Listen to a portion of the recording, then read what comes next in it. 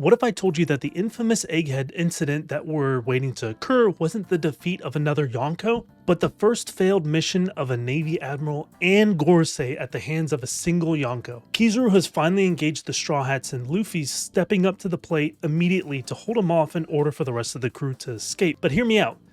I like the admirals. I respect them. They're the pinnacle of the Marines for a reason. But what happens when an admiral doesn't live up to the expectations of the world government? What happens when the pinnacle of Marine strength fails in the face of adversity? While this isn't the first time, it can be said to be one of the most notable times, as our Yellow Monkey is now in the direct spotlight of one of the 5 Gorosei, one who now has to take to the field himself to take care of the job. But what about the other admirals? Let's talk about how the repeated failures of the Navy admirals in the eyes of the world government and its citizens will be the catalyst that sparks the rest of the world to unite against the Celestial Dragons. Green Bull's intro not only made waves throughout the community on his debut, but was the spark of a few debates. While it could be said that he easily put aside both King and Queen while they were locked up in the Udon prison, that feat was somewhat tarnished with the argument that both King and Queen still had sea stone cuffs locked to them, as well as their injuries they may still have had, which honestly makes perfect sense with the cuffs because, why would they just be let to wander around the prison freely? And yes, I know, ancient zone recovery and all that, you don't need to remind me. While this was still speculation because there's nothing blatantly showing them with sea stone cuffs, it's still a valid argument. Green Bull's fighting at 100%, but certainly not the other two. Seeing as how Green Bull's purpose for being in Wano was entirely to subdue and capture Luffy, the man was in well over his head. I mean, you had the Straw Hats there, you had the Law Pirates, the Kid Pirates, all the samurai that were still up and at him. You had the minks that were still there, plus just everybody in the capital. He was bound to fail, no matter what. I mean, let's face it. And he was even sweating for a moment against Momonosuke. No. Hold on. I don't think that if this were a drawn-out battle, Momonosuke would have beaten Green Bull. Let's not twist that. You could chalk it up to a surprise attack that Green Bull was not expecting. However, the punch of the attack was a bit more than he was expecting as well. Help me! And for someone like Momonosuke to successfully hit an admiral that hard, where even Green Bull was telling him to wait, speaks more for Momo than it does for Green Bull. But hey, I never heard Akainu tell Whitebeard to wait. I never heard Kuzan tell Garp to wait. And I haven't heard Fujitora or Kizaru tell anyone to wait either in those kinds of moments. But to top it all off, he got absolutely whipped by Shanks while Shanks wasn't even on the island. All in all, that being said, overconfidence kills. And it's going to be that overconfidence that leads to his failures in the Holy Lands, further tarnishing his reputation as an admiral in the eyes of the very celestial dragons that reside there, and the kingdoms that held their reverie there. Speaking of the reverie, that's the next big incident we need to address. We got a very meaty flashback with Sabo about the events during the reverie that also puts a bit of a blemish on the admirals. And while you could say, oh well, Wrath, they had to minimize damage as to not harm the celestial dragons or, destroy too much of the lands, to that I say, get the job done. No excuses, just like Akainu said. And he was right, just like when he said to like and subscribe to the channel for more A1 One Piece content.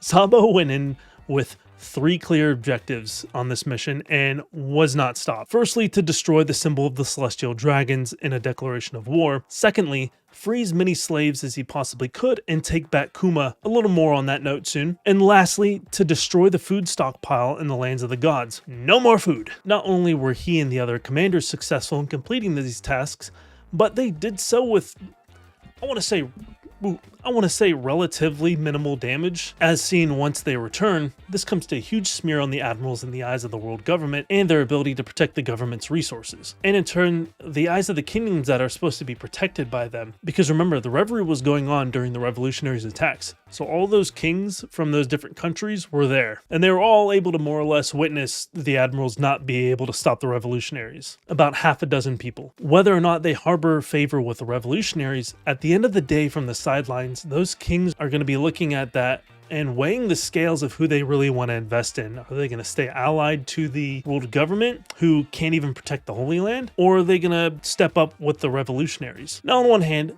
The Admirals did have to hold back their full potential in order to not hurt the Celestial Dragons that were just stupidly standing in the way, yelling and shouting at the Admirals. But on the other, they couldn't prevent the symbol of the Celestial Dragons from being destroyed. They allowed a significant amount of slaves to escape, and they let the food reserves get destroyed. No matter how you look at it, it's a complete failure in the hands of the Admirals, who are supposed to be the Navy's strongest fighting force. I do, however, think some funny moments where Fujitoro was about to call down a meteor, just like in the middle of the city, and Greenpool's like, no, stop, idiot. And CP0's just sitting on the side like, oh yeah, those revolutionaries aren't doing so bad after all. Like, damn, rip. And then just proceed to do nothing. Now, between those two admirals, Fujitoro is actually the one admiral that I would say isn't really failing, but his actions are still going in direct opposition to the intent of the world government. Though that could be a little bit more perspective than anything. Letting Luffy and the other pirates escape Dressrosa, which in turn allowed the formation of the Straw Hat Grand Fleet, bowing down to King Riku in front of everybody and broadcasting it while claiming the fault for Doflamingo. Not only did this infuriate Akainu, but it got him banned from every marine base around the world until he was able to bring Luffy back in. And there's a lot of speculation as to Fujitoro's origins still. A lot of people theorize he's actually from the land of Wano, given his fighting style, as well as attire. And if he is from Wano, then the sympathy he felt for Luffy and Dressrosa might even be taken a step further now after the defeat of Kaido and the liberation of Wano. Then we have our fleet admiral Akainu. The event which stains his reputation in the eyes of the Celestial Dragons, at least, most notably, was with allowing Kuma to escape once again after returning across the sea from Kamabaka Kingdom to cause historic justice upon Marijois. Using Ursa's shock, he completely levels a part of the Holy Land and injures several more Celestial Dragons. Like, this man can't be stopped. He just comes in, wrecks everything, and leaves. Even with the fleet admiral right there. After letting Kuma teleport away and escaping, he gets a bit of a scathing remark from one of the Celestial Dragons, which honestly, for Akainu, he could just be like, whatever, man, like, shut up. Leave me alone. Now, Kainu's not a man that normally fails, or leave things half done. He came up with the scene to trick Squard into stabbing Whitebeard, wounding him further before even joining the battle, was a very large contributing factor to the death of Whitebeard, and even went to damn near war with Kuzan for the position of Fleet Admiral. I don't feel like there's a whole lot to be able to say for Akainu in terms of failing in the eyes of the world government. I don't feel like there's a whole lot to be able to say for Akainu specifically in regards to turning nations away from the support of the world government in favor of the revolutionaries. In fact, I believe he'll be the only member at the top, including the admirals, really holding together the reputation of the Navy and the Marines. Now, Kizaru, on the other hand, is another interesting one when it comes to failing, or lack thereof, so far. Though there was that time in Sabaody where he pretty much let every single supernova escape and just only capture or subdue fodder, which, hey, again, if I speak. Right now, he's locked in combat with the Straw Hats, or more specifically Luffy, while they perform an escort mission with Vegapunk to escape Egghead Island. Us readers are waiting with bated breath as to see what exactly this infamous Egghead incident is going to be. And I actually read a really great theory in the comment section of one of Sive's latest videos. So shout out to user Dobby's T Dobbity Dobby Dob for this one. And it's: the big Egghead incident is that Kizaru will die protecting Vegapunk by the hands of Saturn. After that, Saturn will kill all the Marines that saw Kizaru's death to erase witnesses. Saturn, with no one to prove him wrong, will say that the Straw Hats massacred all the Marines, even an admiral. And the reason for Kizaru protecting Vegapunk will be witnessing the mindless Kuma, who will appear and show the capacity to still rebel and align with a true innate moral action, prompting Kizaru to take action against the evil Gorosei. Shout out to XXX, Mr. Marcus XXX for that last part with Kizaru, the reason for Kizaru turning.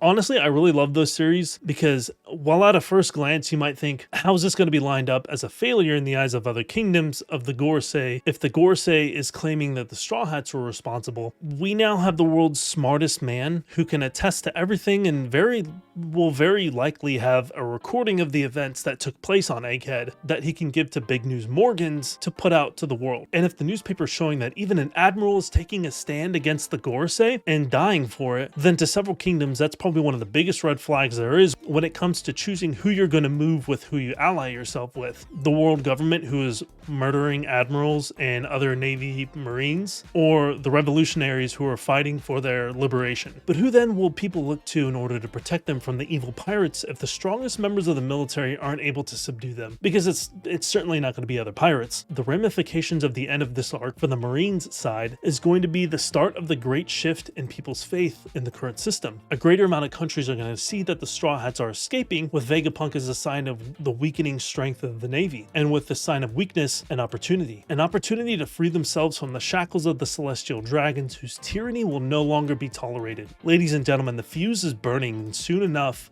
it's going to reach a powder keg explosion where people are just going to say enough is enough, and war is going to ensue. Now, again, I don't think the admirals are themselves failures. They've been, for the most part, living up to their hype throughout the entire series. However, the failures they hold in these monumental scenarios, while in the spotlight of other kingdoms and the Gorsei, are what I believe to be the driving force of a rebelling country's inspiration to take a stand against the Celestial Dragons once and for all. Because if the strongest fighting force in the Navy is unable to bring down their revolutionary officers, as well as other great pirates like Luffy, the other Yonko, even some of the supernovas, then the kingdoms around the world that have been suffering under the Celestial Dragon's reign are going to look for another beacon of hope. They'll instead begin to place all their bets on the side of the Revolutionaries, culminating in a giant alliance between various supernova crews and kingdoms, probably mostly ones that we've seen in previous arcs. The Revolutionaries, the Straw Hats, and other pirates if Law and Kid return, maybe even Shanks and Buggy, some of the Yonkos, not Blackbeard though,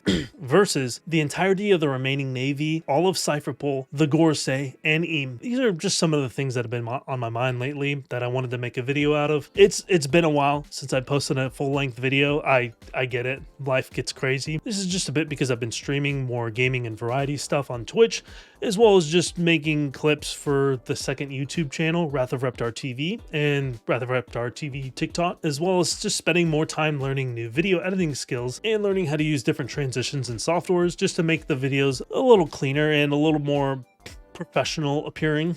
But let me know what your thoughts are on the subject matter. Leave a comment down below. Make sure to like and subscribe if you enjoy the content coming out on this channel. Do you think the admirals are going to be responsible for other kingdoms turning against the world government? Or do you think Kizaru is going to be killed here like Mr. Marcus's theory? All that being said, I'm Rathofreptar, and I hope you all have a wonderful night.